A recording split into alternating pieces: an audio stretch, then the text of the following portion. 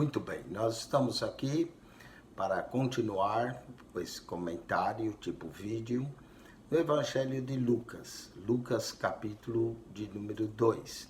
Lucas é o maior evangelista dos 4 evangelhos, né, entre Mateus, Marcos, Lucas e João. Lucas é o mais extenso, Marcos é o menor, mais sucinto.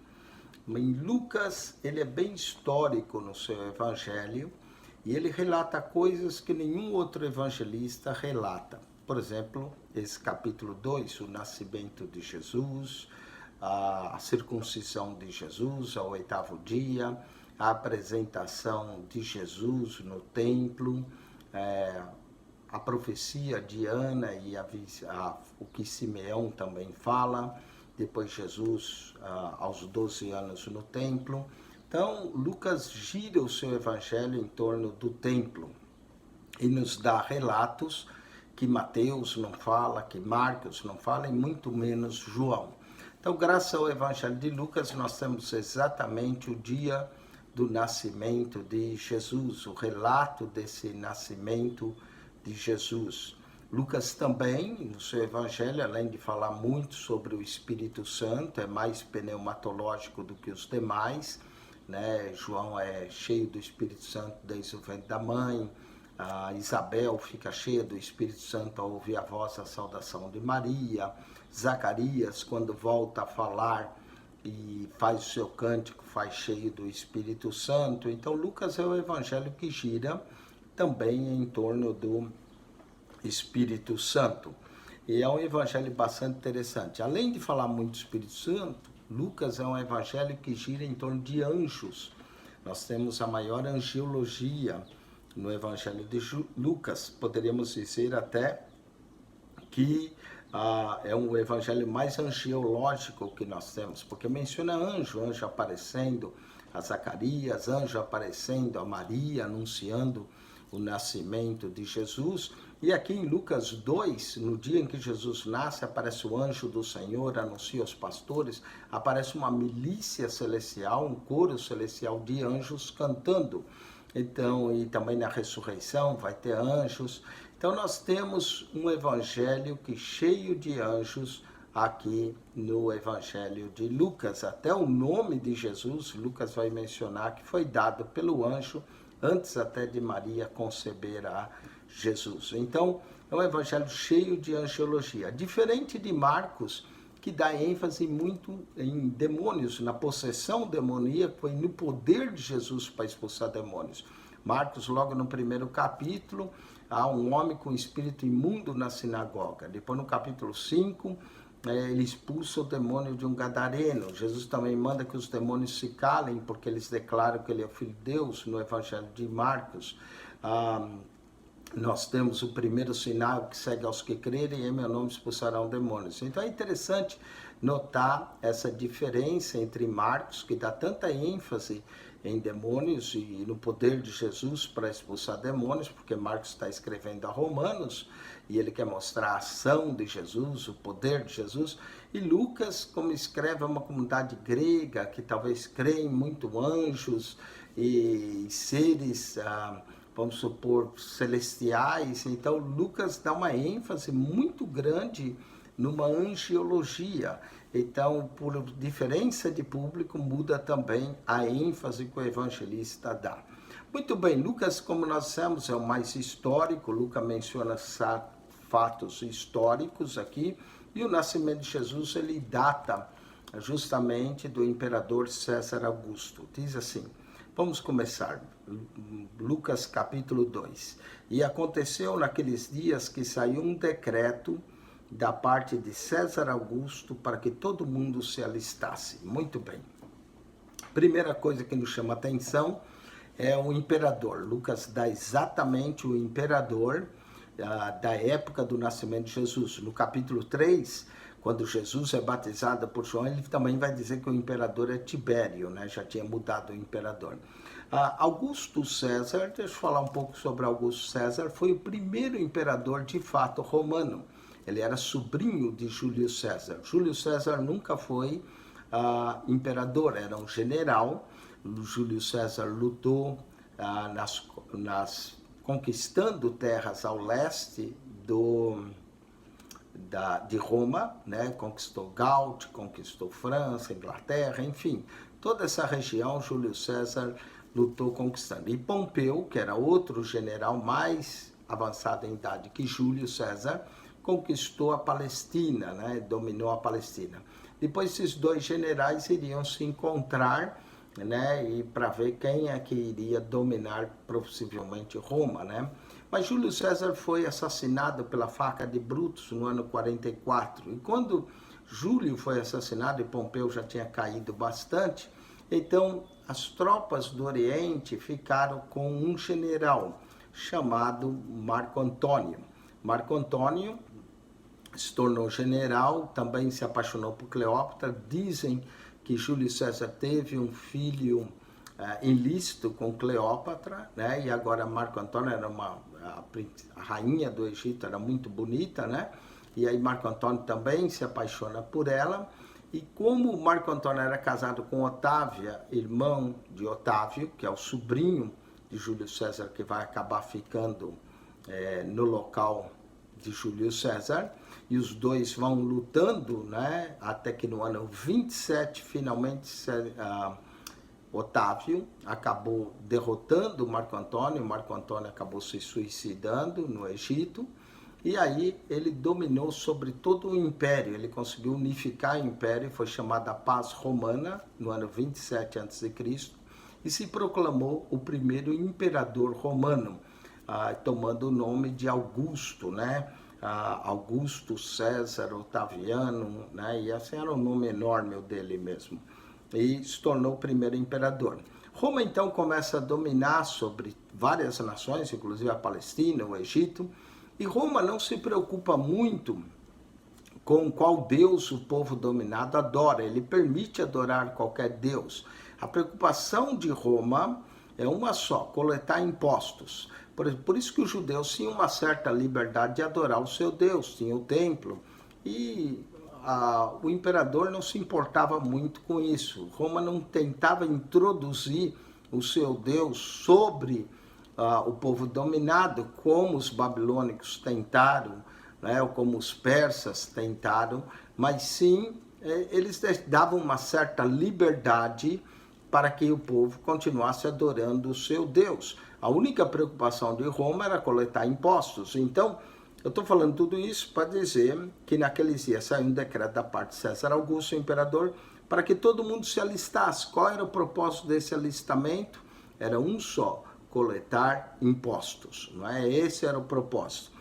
Esse primeiro alistamento, verso 2, Lucas diz, foi feito sendo Cirenio, governador da Síria. O nome Cirene pode ser Cirênio, Cirino ou Quirino, são várias traduções desse nome, governador da Síria. Aqui surge uma primeira disputa entre os estudiosos, diz que Cirino só foi governador da Síria mais tarde, entre o ano 6 e 9, e aí eles tentam tirar um crédito assim de Lucas, mas a verdade é que se Cirino foi governador só do ano 6 ao 9, não há problema, porque era comum o historiador sempre mencionar o último cargo da pessoa, que nem, dá um exemplo, Lula.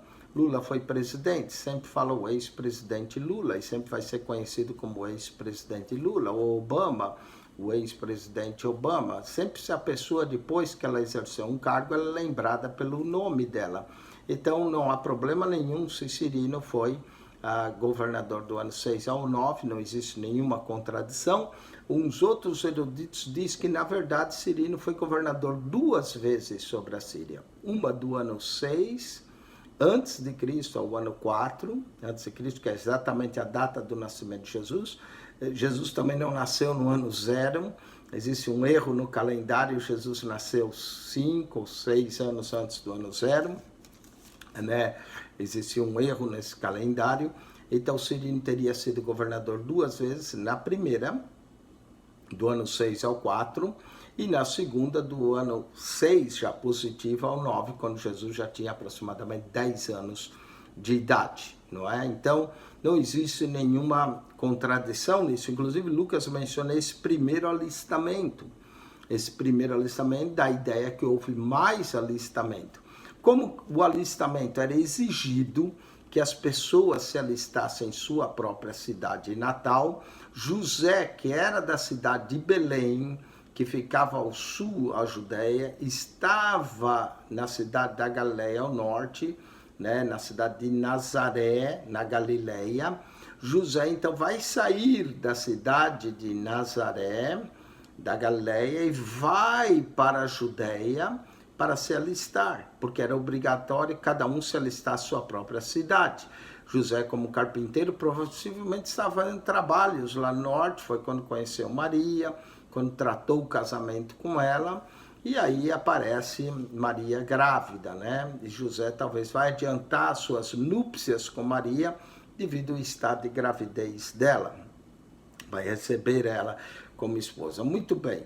Então, verso 3 diz isso, e todos iam alistar cada um à sua própria cidade. Então, nós vamos entender a viagem que o José inicia.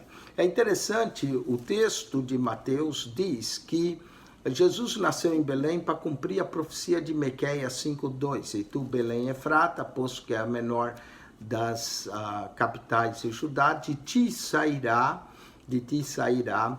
o guia que há de apacentar o meu povo de Israel. Mateus menciona essa profecia para dizer do nascimento de Jesus em Belém da Judéia.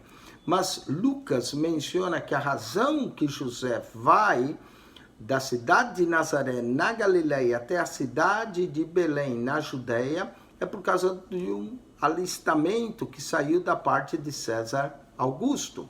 O que mostra algo interessante, que até o imperador romano servia para cumprir os propósitos de Deus. Olhando pelo lado positivo, é isso, né?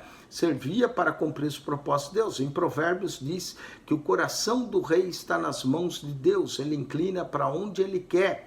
Então, de forma que esse rei, imperador, mesmo sendo um rei não, vamos dizer, judeu, ou que cria em Deus, porque cria em vários deuses, os romanos, mas ele é usado para determinar isso e vai se cumprir a profecia de Miqueias, aonde Jesus deveria nascer.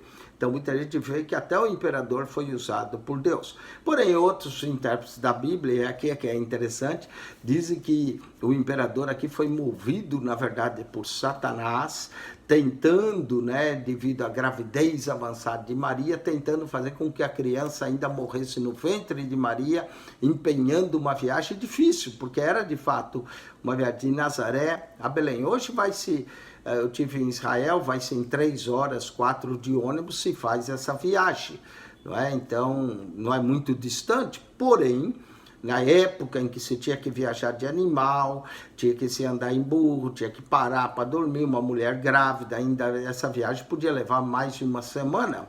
E José sai de Nazaré, e normalmente Nazaré é a região norte, né? Na Galileia, a cidade de Nazaré fica ao norte, no meio a cidade, a região de Samaria, e ao sul Judéia. E eles não faziam uma viagem direta, porque os judeus evitavam passar território samaritano. Então essa viagem era feita saindo de Nazaré, descia para o leste, entrava em Decápolis, atravessava o Jordão, entrava em Decápolis, descia para a região da Pérea, atravessava o Jordão de novo na altura de Jericó, subia a Jerusalém, de Jerusalém para Belém.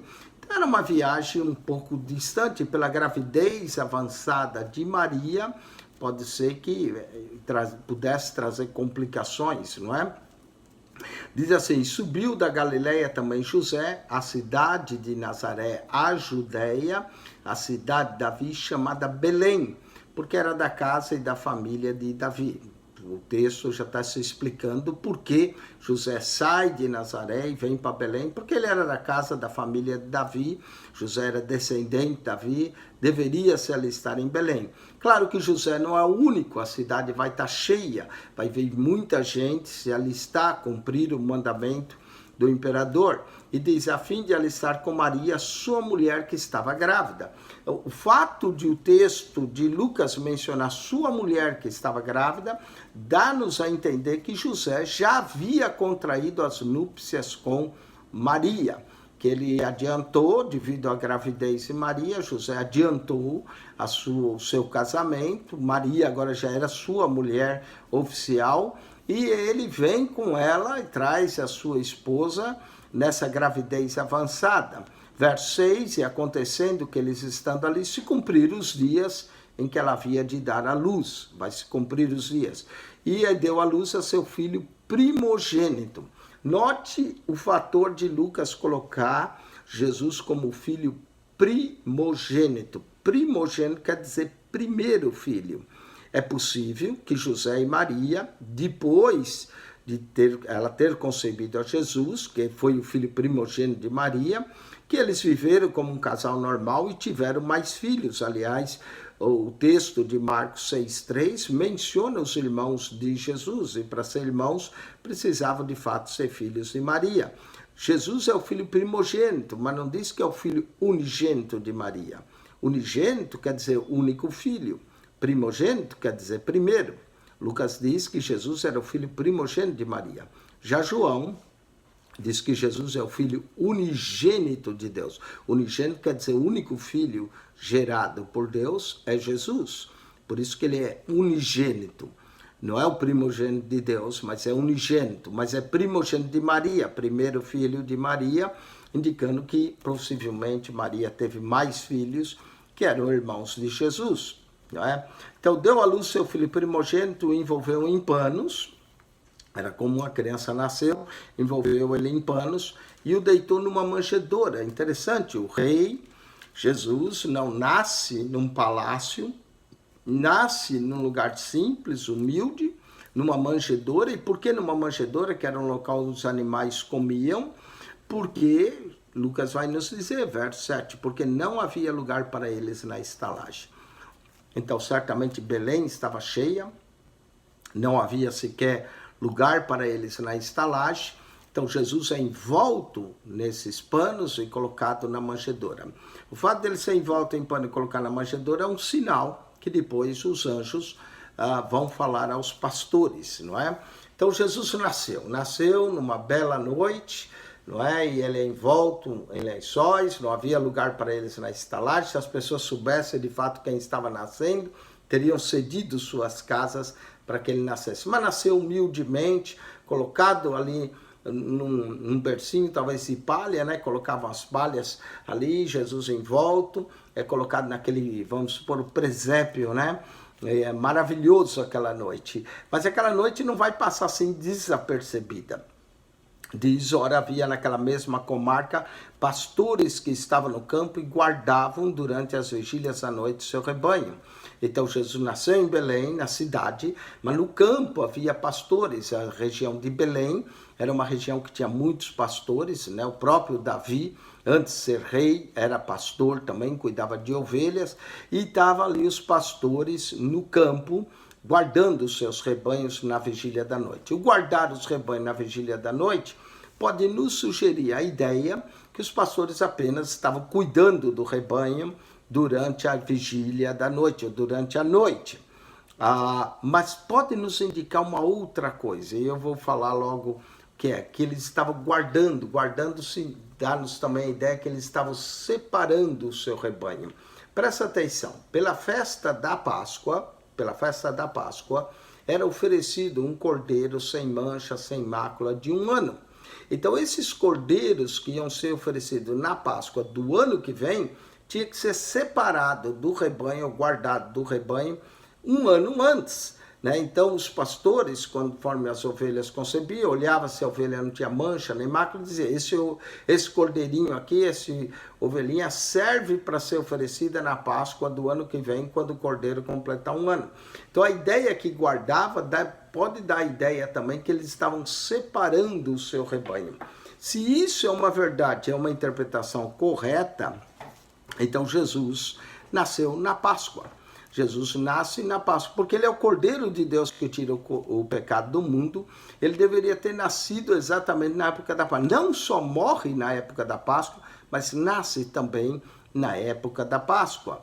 Então, essas datas que colocam de Jesus, a Igreja Latina colocou dia 25 de dezembro, a Igreja Ortodoxa dia 6 de janeiro, são datas que foram fixadas para substituir festas pagãs, né? Você fazia uma festa ao Deus Sol, que é justamente o solístico do inverno, quando o Sol fica menor, o dia mais curto, no dia 21 de dezembro, que é a entrada do nosso inverno, e lá no dia 25, aí os dias começam a ficar longos de novo, então eles consideravam a morte e a ressurreição do Sol, e faziam uma festa 3 dias, aí pagã, e aí essa data, no ano 356 da nossa era, né, pelo imperador Júlio, que foi depois de Constantino, ele colocou a data como nascimento de Jesus Cristo, né, no dia 25, para substituir essa festa pagã e cristianizar uma festa pagã que havia. Provavelmente Jesus nasceu no dia 25, porque normalmente é inverno, os pastores não estariam no campo, muito menos dia 6 de janeiro, que o inverno continua. É possível que Jesus tenha nascido em abril ou março ou abril, porque a Páscoa vai de acordo com a lua nova, tem anos que cai mais em março, tem anos que cai em abril. Jesus provavelmente nasceu numa noite da primavera, não é? Onde estava lua cheia, bonito à noite, né? Bonito a noite em que Jesus nasce, de lua cheia, porque era sempre marcado pela lua cheia Páscoa. E se de fato os pastores estavam separando os seus rebanhos, veja bem, ou separando as ovelhas que iam se apresentar na Páscoa, nós podemos ter uma ideia da data do nascimento de Jesus, março ou abril, que ele nasceu, e não 25 de dezembro ou 6 de janeiro. Mas isso não é importante, não é? E também a ênfase dos evangelhos não está no nascimento de Jesus, a ênfase dos evangelhos é na morte e na ressurreição, né? Que nós chamamos a última semana, que essa é a ênfase de Marcos, a partir do capítulo 11, a ênfase de Mateus, a partir do capítulo 21, a ênfase de Lucas, a partir do capítulo 19, verso 28, a ênfase também de João, a partir do capítulo 12. Né? Se os evangelhos falassem do mesmo jeito que eles falam da última semana do nascimento de Jesus, nós seria muito mais volume. Mas, por exemplo, Mateus pouco fala do nascimento de Jesus, fala da visita dos magos, Jesus já estava na casa com a mãe, né? Quem vai chegar à noite mesmo são os pastores, os magos, quando chegaram, Jesus já havia nascido. Em Marcos, Jesus já começa adulto, sendo batizado por João Batista, e em João está se preocupando com a eternidade do verbo, com o princípio, no princípio era o verbo estava com Deus, o verbo era Deus, todas as coisas foram feitas por ele, sem ele nada que foi feito se fez. João diz que o verbo se fez carne, João podia até dizer o verbo se fez carne no ventre de Maria, mas nem isso João menciona. Então a riqueza do capítulo 2 de Lucas está aí, porque os outros não falam do nascimento, nem nos dão detalhe. Lucas nos dá detalhes minuciosos desse nascimento, do que aconteceu naquela noite. Ao mencionar também os pastores, Lucas pode estar nos dando uma ideia de quando Jesus de fato nasceu. Mas vamos continuar, verso de número 9. E eis que um anjo do Senhor veio sobre eles, e a glória do Senhor o cercou de resplendor, e tiveram grande temor. Novamente, Lucas é o evangelho dos anjos, né? Os pastores estão lá guardando suas ovelhas, ou guardando, ou separando, como você quiser entender. E eis que um anjo do Senhor aparece. Novamente, o nascimento de Jesus é marcado por anjos. O anjo anuncia a Maria, o anjo Gabriel. Agora o anjo do Senhor aparece. A glória do Senhor o cerca de resplendor, por isso foi uma noite gloriosa, né? O resplendor de Deus brilhou, e toda vez que o anjo aparece, as pessoas ficam com medo, né? Ao ser, não estão acostumados, né? Zacarias temeu, Maria temeu, e a resposta do anjo, a primeira palavra do anjo é sempre a mesma: não temas ou não temais, não é? E aqui no verso 10, o anjo lhes disse: não temais, porque eis aqui vos trago novas de grande alegria. O evangelho de Lucas, outra característica, é sempre alegria. Quando o anjo anunciou a João o nascimento de João, a Zacarias disse que o nascimento dele traria alegria, não é? E todas as pessoas que entram em contato com Deus se alegram, Maria se alegra, a Isabel se alegra. Então, existe toda vez que alguém se envolve no plano e o propósito de Deus, existe alegria, né? E o anjo lhe disse, não temais, por isso aqui vos trago novas de grande alegria, que será para todo o povo. O nascimento de Jesus é uma nova de grande alegria, não é? Por isso que é até interessante, os evangelhos deveriam falar mais do nascimento, mas não fala. Porque o nascimento é de fato grande alegria. É claro que a morte nos trouxe salvação, mas Jesus jamais podia morrer se não tivesse nascido. E Lucas é o único evangelista que nos dá detalhe do nascimento, né? Será de grande alegria para todo o povo. Verso 11, pois na cidade de Davi, Belém, vos nasceu hoje, note que nasceu naquela noite mesmo, o Salvador, que é Cristo o Senhor. 3 títulos, verso 11 é dado, um verso pequeno, mas com grande valor, 3 títulos a Jesus. O Salvador, a ideia de Salvador é a ideia de libertador. Assim como Moisés libertou o povo do Egito, nasceu o libertador, né, que aponta a ideia do Egito, nasceu o libertador do povo. Assim também como os juízes no livro de Juízes não julgavam bem, mas eram mais libertadores do povo, porque o povo não tinha rei.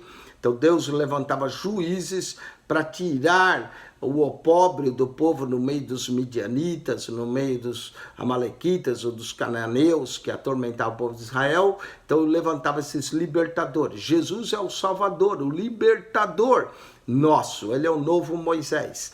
Primeiro título implica a ideia de um novo Moisés, um libertador, um salvador, não é, que nos salva de nossos pecados também. Segunda, que é Cristo. Cristo, a palavra Cristo vem do grego, significa ungido. Cristo, no caso de Jesus, se tornou um título, mas é um adjetivo de ungido. O mesmo título em hebraico é Messias, Mexaia, né? Que é o ungido. Então, Messias, ungido, Cristo, ungido no grego. Havia 3 casos de unção em Israel. O caso da unção do sacerdote, quando Moisés chamou Arão e seus filhos, os ungiu com óleo santo para exercerem o sacerdócio.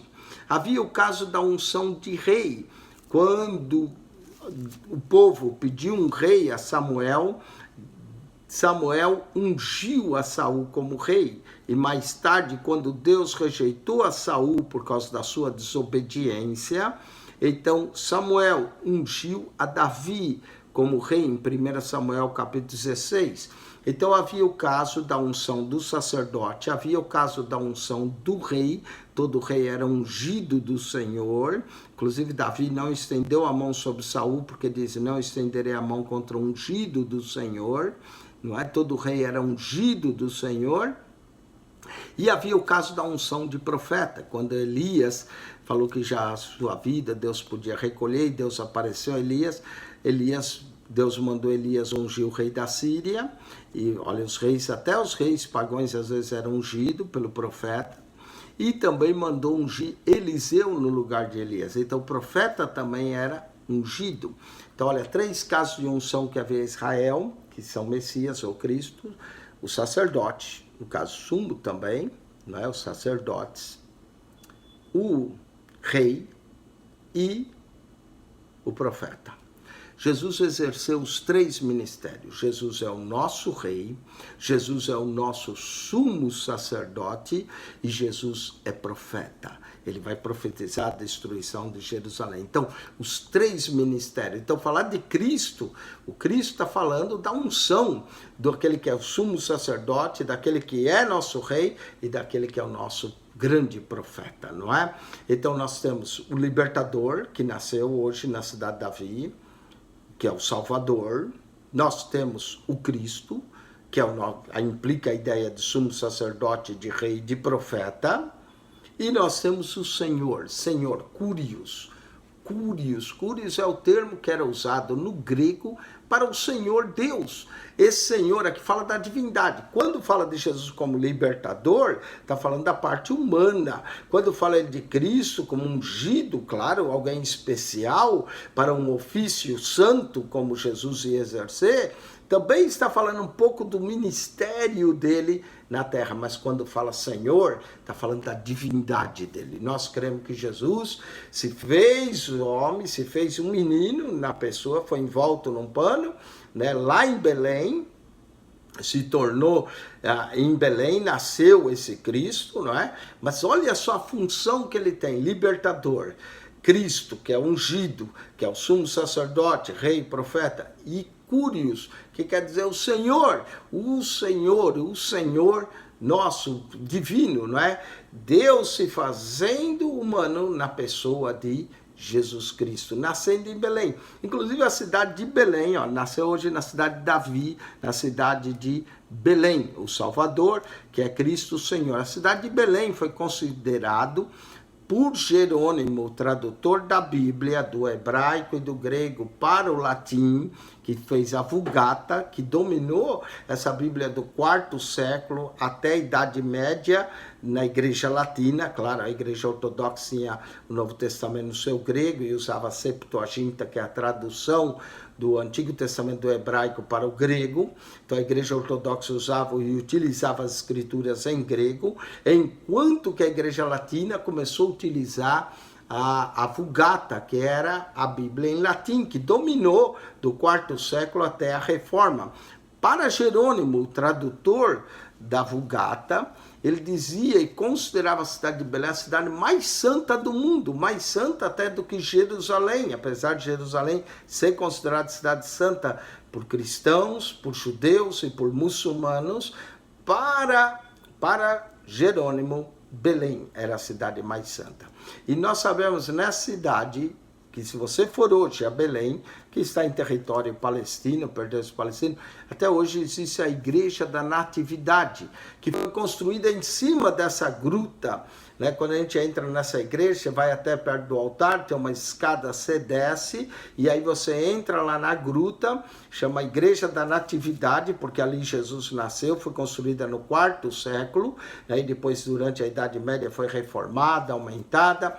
Ali, naquela igreja, ali começaram os cristãos também a adorar a Deus a partir de Constantino, porque Helena, a mãe de Constantino, foi lá e colocou até uma estrela de ouro de 14 pontas, lembrando o texto de Mateus, de sorte que foram 14 gerações de Abraão até Davi, mais 14 de Davi até a deportação para a Babilônia, e mais 14 da deportação para a Babilônia até o Cristo. Então ali nós sabemos, a cidade de Belém, para Jerônimo era a cidade mais santa do mundo, porque ali nasceu quem? O Salvador, o libertador, o novo Moisés, o novo Juízes que nasceu, né? O rei, o Cristo ungido, o sumo sacerdote, o nosso profeta, que é o Cristo, e o Senhor, o divino, né? Nasceu tudo ali na cidade de Belém. Não é à toa que a cidade de Belém foi considerada por Jerônimo como a cidade mais santa, não é? E aí o anjo vai dar o sinal aos pastores. Verso 12, isso vos será por sinal.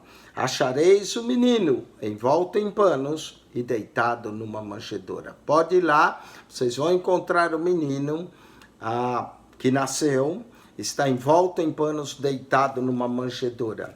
E no mesmo instante, veja, o anjo do Senhor está falando, e no mesmo instante, com o anjo, uma multidão dos exércitos celestiais. Você pode imaginar o prazer e o privilégio que esses pastores tiveram de ver um coral celestial louvando a Deus e dizendo, nunca tinha se visto aquilo, um coral todo. Então note que o nascimento de Jesus é cercado por seres angelicais, né? Apareceu um coral de anjos dizendo e glorificando a Deus, glória a Deus nas alturas, Glória a Deus nas alturas, paz na terra, boa vontade para com os homens. Olha como o nascimento de Jesus é cercado de coisas tremendas. Os pastores ficaram abismados, né?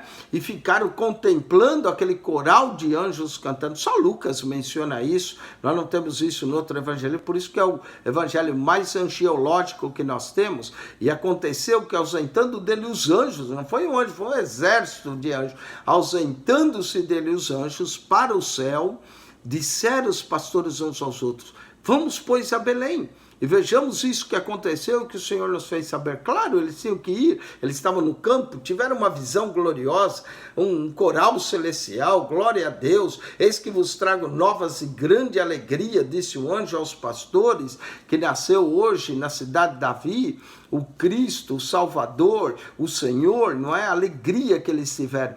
Verso 16, e foram apressadamente. A mesma coisa acontece no capítulo 1, quando o anjo anunciou a Maria que Isabel já estava grávida, para aquela que dizia estéril. Diz que Maria levantou-se apressadamente. As coisas apressadamente é uma das palavras que aparecem em Lucas, né?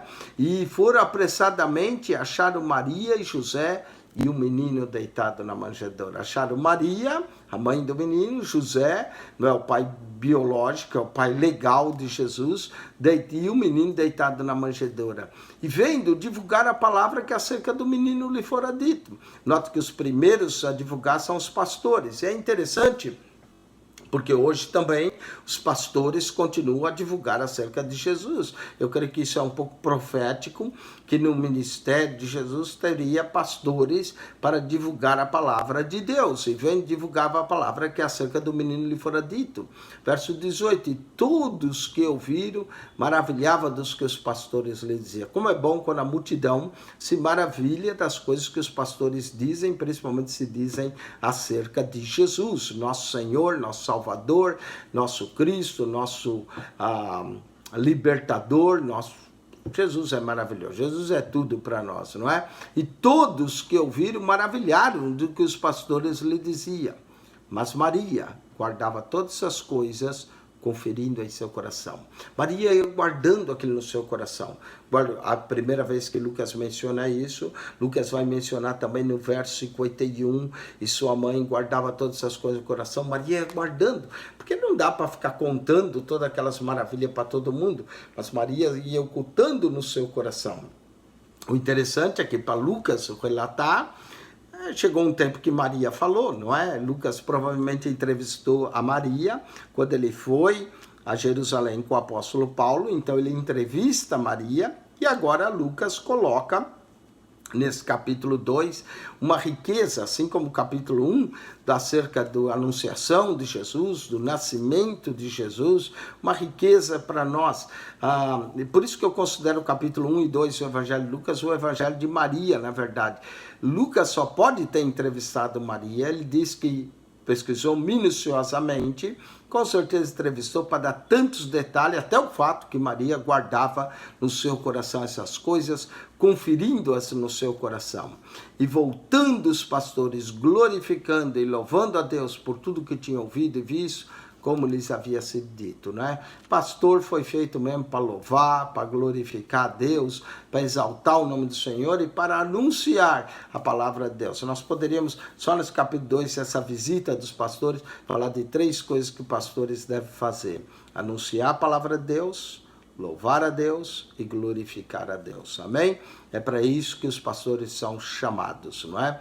E olha, isso aconteceu naquela noite. Coisa gloriosa, nessa primeira noite, Jesus nasce envolto, pano, é grande alegria, os anjos anunciam, os pastores anunciam, não é? Entre a multidão, a multidão se maravilha do que os pastores falam. Maria guarda no seu coração tudo em segredo, a noite maravilhosa. Agora vai passar 8 dias para a circuncisão. Lucas é o único que nos conta que Jesus também foi circuncidado, né? O 8º dia, de acordo com o costume da lei.